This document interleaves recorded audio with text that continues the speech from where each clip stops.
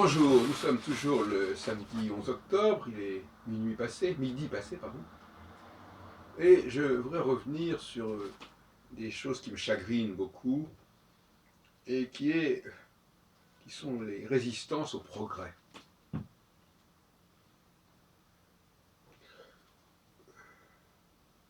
Bon, il est vrai que dans certains domaines comme la technologie, les gens s'adaptent à de nouveaux outils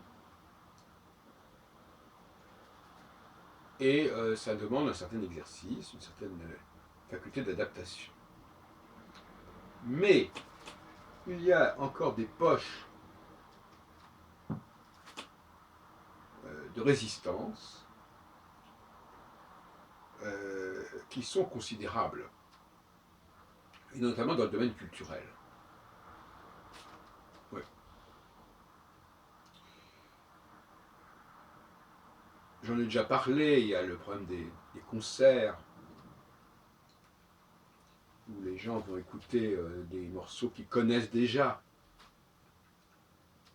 qu'ils reconnaissent, auxquels ils sont habitués. C'est un peu ce que Barenboim dit dans son ouvrage. Les gens viennent pour cultiver leur culture, si on peut dire, pour entretenir leur culture. Et moi, je trouve ça assez contrariant.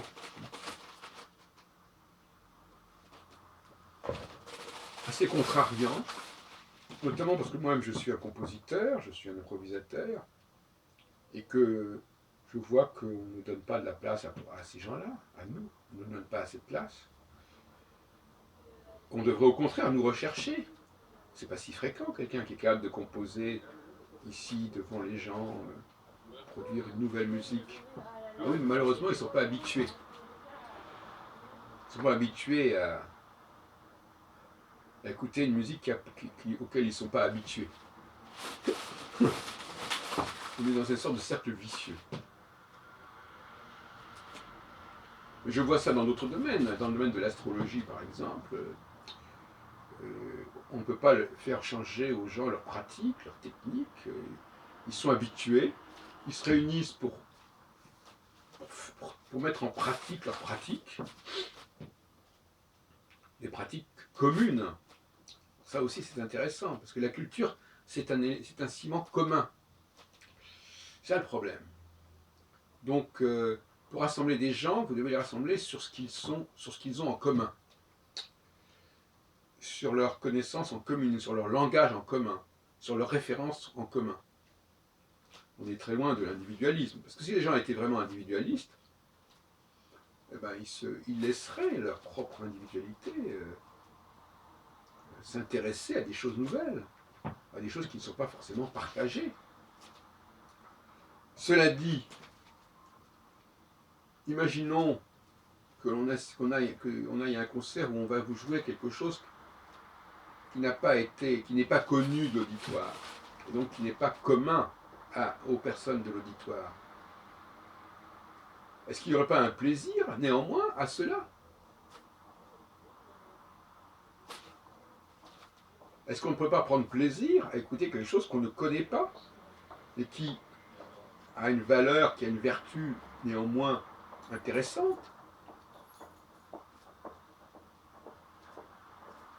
C'est incroyable de devoir poser ce genre de questions. Moi, je dirais que les personnes préfèrent les réponses aux questions. Qu'ils ont des réponses à des questions qui ne se posent même pas. Ils sont intéressés par des solutions sans qu'ils connaissent les problèmes. Nous sommes dans un monde de solutions et de réponses, et non pas un monde de problématiques et de questionnements.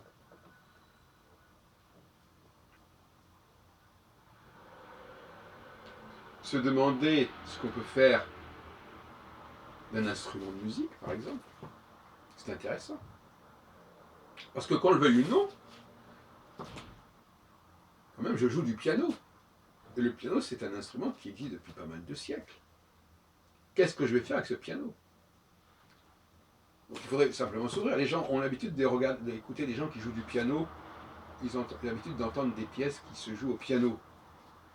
Donc il y a quand même cet élément pianistique qui est là. Et donc, comme moi je joue du piano, ben, on est dans le même élément pianistique. Oui, mais il faut passer par le truchement des œuvres qu'on connaît déjà et qui sont liées au piano. Et ces œuvres-là font obstacle, font écran entre l'auditeur et le piano. Le piano ne peut pas, si on peut dire, jouer ce qu'il veut. Et c'est vrai, quelque part, pour moi, c'est moi qui fais jouer le piano, quelque part. Donc il faudrait quand même revenir à des choses simples. Il faut retrouver l'enfance, c'est-à-dire l'enfant, lui, qui n'a pas encore le bagage culturel, ben, il apprécie les choses au premier degré. Voilà, j'aime bien cette musique. C'est pas la musique de Schubert ou de Beethoven ou de Brahms ou de Debussy, c'est cette musique qui est là, qui s'entend, qui est devant moi, qui est produite avec un instrument. Il faudrait peut-être revenir à des fondamentaux. Quelqu'un qui s'intéresse à l'astrologie, bon, ben, il devrait être intéressé. Qu'est-ce qu'on peut faire avec les astres? Qu'est-ce qu'on peut dire sur les astres? Et pas forcément les réponses qui ont été apportées jusqu'à présent sur le sujet. Les solutions qui ont été apportées jusqu'à présent sur ce sujet. Le sujet, c'est les astres. Le sujet, c'est la musique, c'est l'instrument. Et pas les réponses et les solutions qui ont été déjà fournies.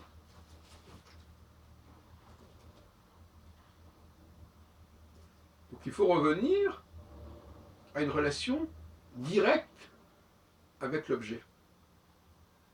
Le cosmos, le piano. Autre chose encore, je sais pas, par exemple la langue. À la limite, écouter des poètes, des écrivains qui ont un rapport nouveau avec le langage, qui en ont tiré autre chose. Je rappelle que Modiano vient d'avoir le prix Nobel de littérature. Je passe. Donc, effectivement, voilà, il s'agit de retrouver, par exemple, c'est comme avec l'alimentation, c'est pareil. Il ne faut pas s'en tenir aux vieilles recettes